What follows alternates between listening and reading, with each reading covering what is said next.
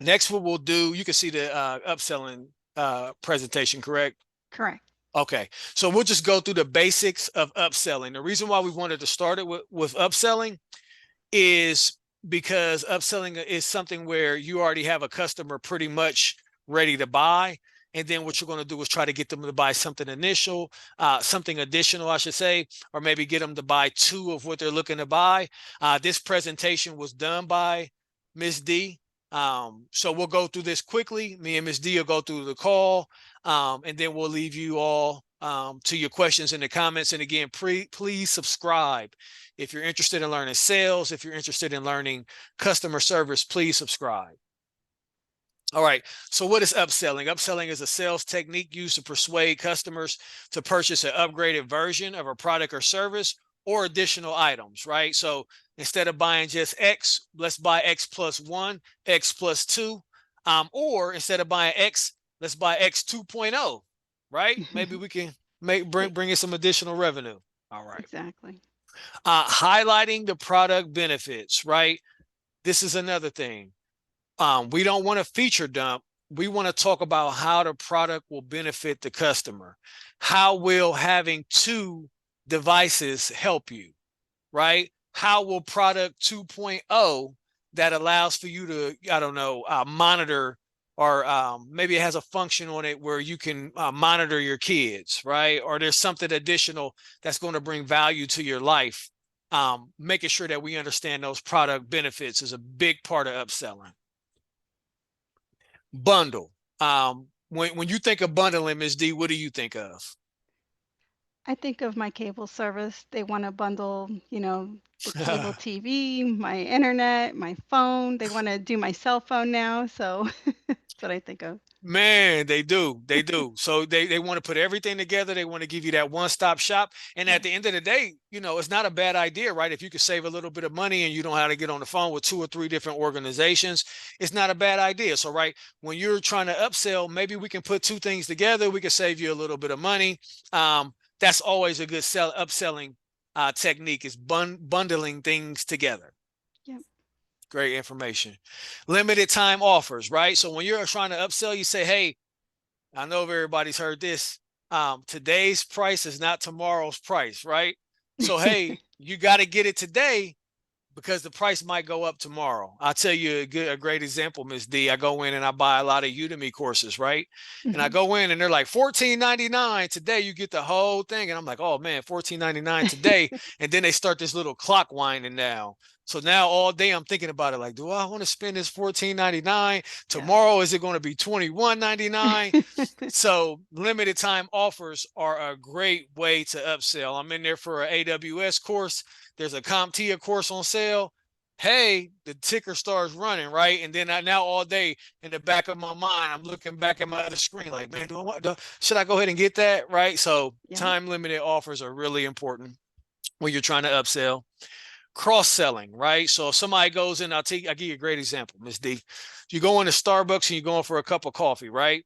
You get in there and then you start looking at the different mugs. You start looking at all the other complimentary items that they have, right?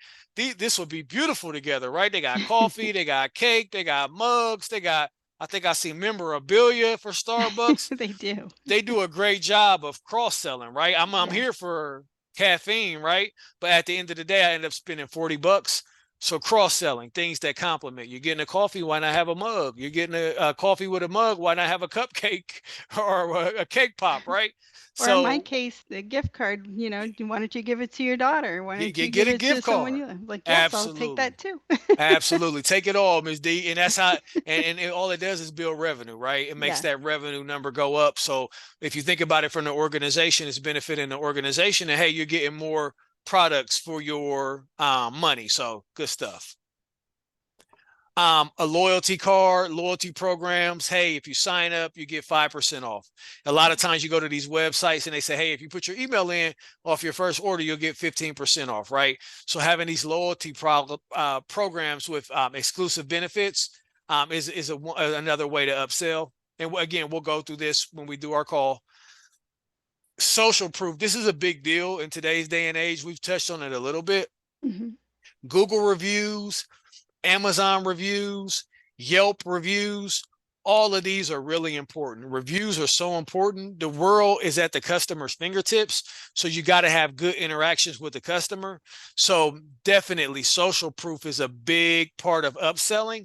At the end of the day, if somebody can go in and they can Google your company and you got good reviews and you've done good things by people, you increase your likelihood of being able to make the sale and an additional sale. So social proof is a big deal on how upselling has helped previous customers. Let's see. Here we go. Personalization, right? So tailor your upselling recommendations to the customer's needs and preferences. What does that mean to you, Ms. D, when you think about upselling and personalization? So if going back to Starbucks, right? If someone's going to just get a cup of coffee, right? What is their blonde roast is like $2, $3, and well, what's the flavor that you like? Oh, I really like caramel. Oh, well, we have caramel macchiato, and you're like, you do? That's something tailored to you. You like caramel. You haven't tried this. It's fantastic. They just upsold me, so now I have a $9 cup of coffee instead of a $3.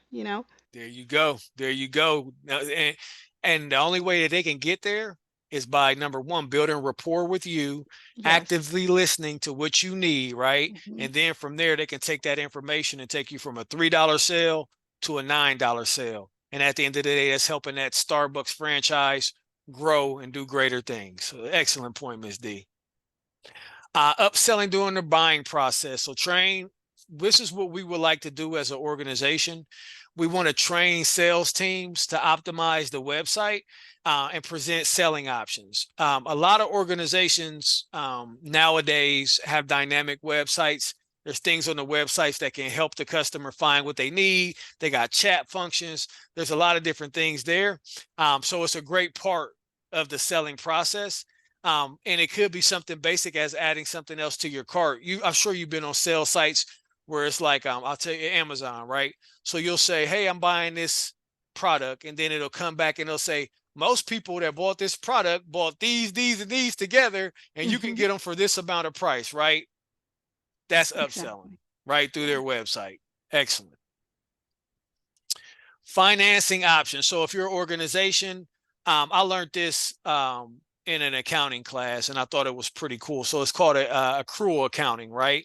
So even if you don't pay for something until next year, the Hmm. accounting department accounts it as revenue, right? It's called accrual accounting.